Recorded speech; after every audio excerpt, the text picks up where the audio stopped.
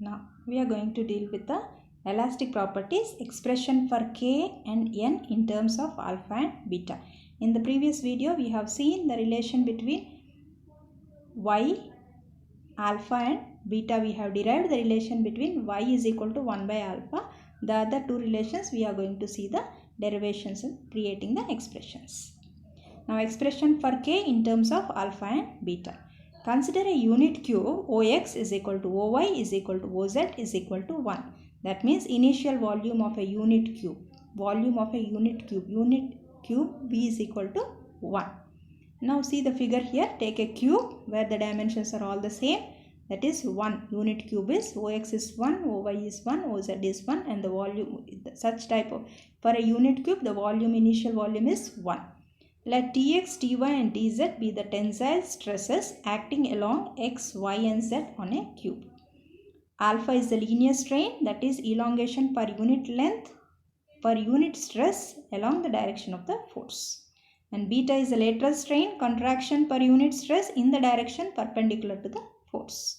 Lateral strain is always perpendicular to the force and the linear strain is always along the direction of the force, which we have discussed in the previous sessions.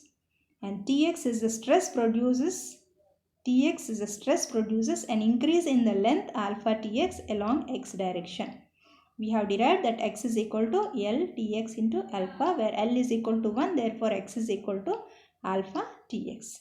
And Ty, Tz are perpendicular to the x direction and produce beta Ty and beta Tz along the x-axis. That means along the x-axis there is a linear strain and along y and z-axis there are lateral strains, due to which there is a contraction. Due to contraction we are going to subtract the terms. Now here Ty, Tz are perpendicular to the x direction and produce beta Ty and beta Tz along the x-axis. Since the length is unity along the x direction, now becomes 1 plus alpha Tx minus beta Ty minus beta Tz along the x-axis, and this becomes the equation 1. Now you see here, as I said here, alpha linear strain gives the elongation and beta gives the lateral strain contraction. Therefore we are using a minus sign here due to contraction. So equation 1 has been framed. 1 plus alpha Tx is elongation and due to compression we have taken minus beta Ty and minus beta Tz. Now we will see along the y and z axis similarly. Now if you look at the equation here 2 and 3, I am rewriting the equation 1 here to have the continuity. 1 plus alpha Tx minus beta Ty minus beta Tz is nothing but it is along the x-axis. Expansion along the x-axis. Similarly, along the y-axis is 1 plus alpha Ty minus beta Tz minus beta Tx. If you see, it is x, y and z now becomes y, z and x. Next, along the z-axis it is 1 plus alpha Tz minus beta Tx minus beta Ty. It is cyclic. You can see the three equations x, y and z, y, z and x, and z, x and y. 1, 2 and 3 equations along x, y and z axis. Now the final volume of the cube. What is the volume of a cube? We know it is a cube. So similarly here, what is the side here? Volume of the cube is, equation 1 is along the x-axis, equation 2 is along z-axis, and equation 3 is along the, equation 2 is along the y-axis, equation 3 is along the z-axis.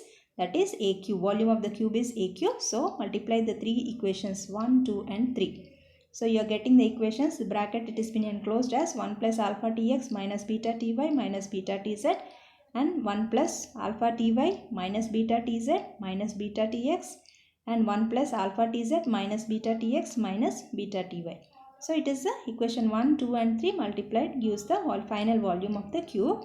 Rearranging the terms, taking the cross multiplication, applying all the three things, you can take one common in all the three brackets. So 1 has been taken, 1 plus alpha Tx plus alpha Ty plus alpha Tz. From three brackets you take the second terms, you will make into one term, and coming to minus 2 beta is equal to Tx plus Ty plus Tz, neglecting the higher orders of alpha and beta.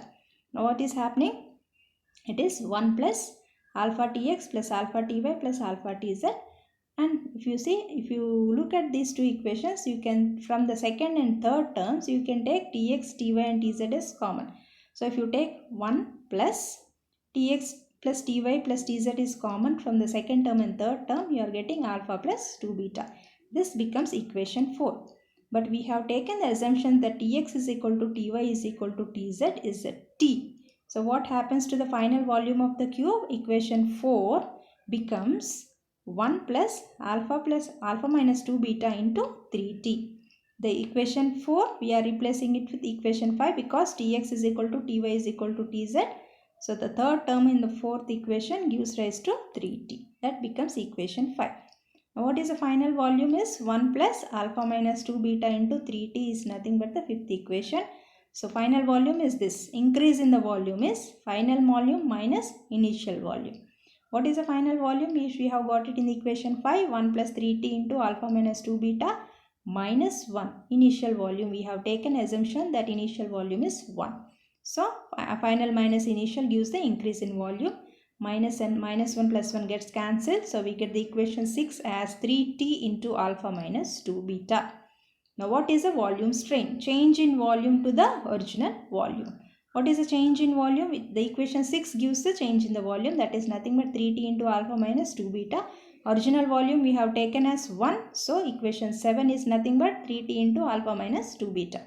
But we know that bulk modulus K is defined as T by, it is nothing but volume stress by or compressive stress by volume strain or volume stress by volume strain. So it is T is the stress and volume strain is 3t into alpha minus 2 beta. Rearranging the terms, Tt gets cancelled. So K is equal to 1 by 3 into alpha minus 2 beta. This is the relation between the K, alpha and beta. Hence we have proved this. Now we see the expression for rigidity modulus, that is relation between eta, alpha and beta. Now we are going to see the expression. We see the derivation here.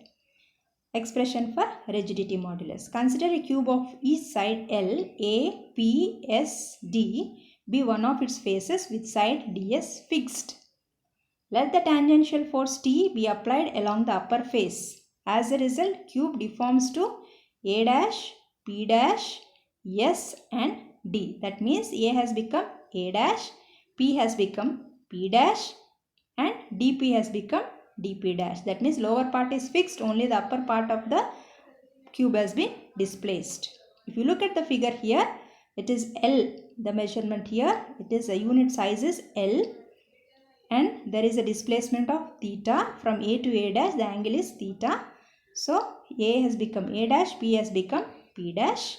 So if you look at the figure next here, L, P, P dash, so theta is equal to PP dash by L, which is nothing but x by L.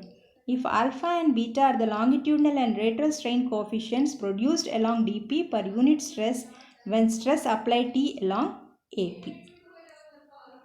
Now we see the extension produced for length dp due to tensile strength is T dp into alpha, as x is equal to T L into alpha. Extension produced for length dp due to compressive strength is T dp into beta. So these two equations 1 and 2 has come because of x is equal to T L alpha. Similarly here we can do T dp into beta. So total increase along the length dp is nothing but T dp into alpha plus beta. That means here we have taken here total increase along the length dp is T dp into alpha plus beta. From the figure, total increase dp is taken as P dash x, as Px is drawn perpendicular to dp. So from equation 3 we can say that P dash x can be taken as T into dp into alpha plus beta, which is nothing but equation 4. From the figure, dp is equal to L root 2. If you look at this diagram, you can get the equations here. From this figure, we have taken here the values as dp is approximated to P dash x. If you see here, dp is approximated to P dash x. If you see here in the figure of the left side, dp, if you draw a perpendicular from P to x, dp is nothing but dx. So increase in this is nothing but xp dash. So here we have taken as dp is approximated to P dash x. And next Px is drawn perpendicular to dp dash. Therefore from equation 3 we have taken as P dash x. dP is taken as P dash x. Total increase dP is approximated to P dash x. So from equation 3, P dash x is equal to T dP into alpha plus beta, and from the figure dP is equal to L root 2. From the figure here, if you take dP is equal to L root 2, from the figure dP and S, if you take dP is equal to L root 2. So this becomes equation 5. Also P dash x is equal to PP dash cos PP dash x, which is an isosceles triangle. Theta is taken to be very less, so cos 45 is taken as 1 by root 2. P dash x is equal to PP dash by root 2. That gives equation 6. Since PP dash is taken as yes, P dash x is equal to x by root 2, which is nothing but equation 7. Substitute 5 and 7 in equation 4. Substitute 5, the value of equation 5 and 7 in equation 4. You are getting x by root 2 is equal to TL root 2 into alpha plus beta. Rearranging the terms, x by 2L is equal to T into alpha plus beta. We know that x by L is equal to theta. Therefore, from here we can say that theta by 2 is equal to T into alpha plus beta. That is 1 by 2 into alpha plus beta is equal to T by theta. Also, we know that T by theta is nothing but eta. So here we are getting rigidity modulus. T by theta is nothing but the rigidity modulus. Therefore, eta is equal to 1 by 2 into alpha plus beta. So it is proved.